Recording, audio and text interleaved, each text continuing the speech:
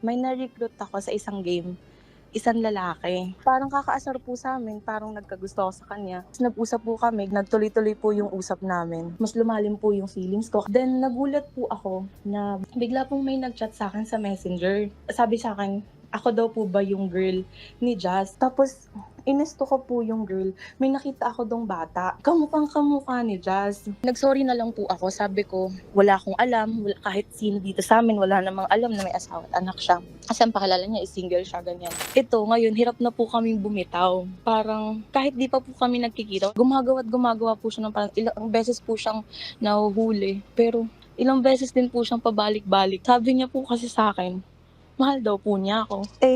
Ako din po, medyo malalim na din po yung feelings ko. Kaya parang hirap na din po akong bumitaw. Kaya tumawag po ako para manghingi po ng advice kasi alam ko naman pong mali. Pero ang hirap lang po talagang bumitaw. Kasi nung mga time na sobrang down na down ako, siya po yung nandyan. Never niya pong pina-feel sa akin na mag-isa po ako kahit nasa malayo siya, ganyan.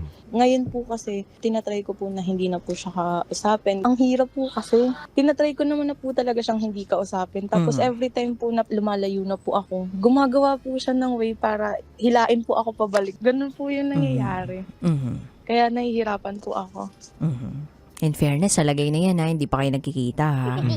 Talagang hirap na hirap ka ng bumitaw ha. Yun nga po eh. Nagpakitaan na ba kayo sa video call? Hindi naman po. Sure? Yes po, wala naman po. Wala po nakita? siyang ganun. Talagang nag-uusap lang po talaga kami. Pero nagpakitaan na kayo ng mukha sa video call? Opo, Okay. pero hindi po sa Messenger kasi hawak po ng asawa niya yung lahat ng social media account niya. So nag-uusap kami through iMess. Nag-video call. Ay, Video call! Video call. nagganan na kayo? Isang beses lang po yun. Okay. Parang gusto niya lang po kasing makita talaga kung totoo po ba ako, ganyan. Kasi madami pong poser sa game na yun eh. Na yan na talaga yung totoong desisyon mo. Ayaw mo niya.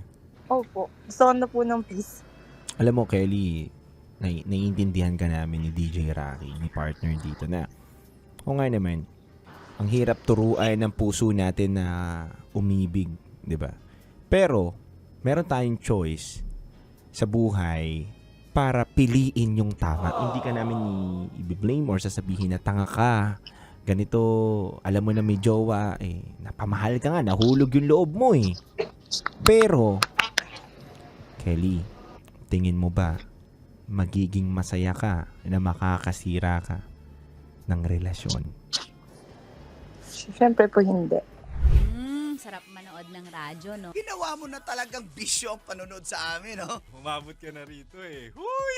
Kaya kung gusto mong tuloy-tuloy pa ang tawanan, Iyakan at kiligan, aba, i-like mo na ang video na ito. at mag-comment ka na rin sa bisyo. Hit mo na rin ang notification bell. Para updated ka sa mga kaganapan namin dito sa Love Radio. Kailangan pa bang i-memorize yan? Basic.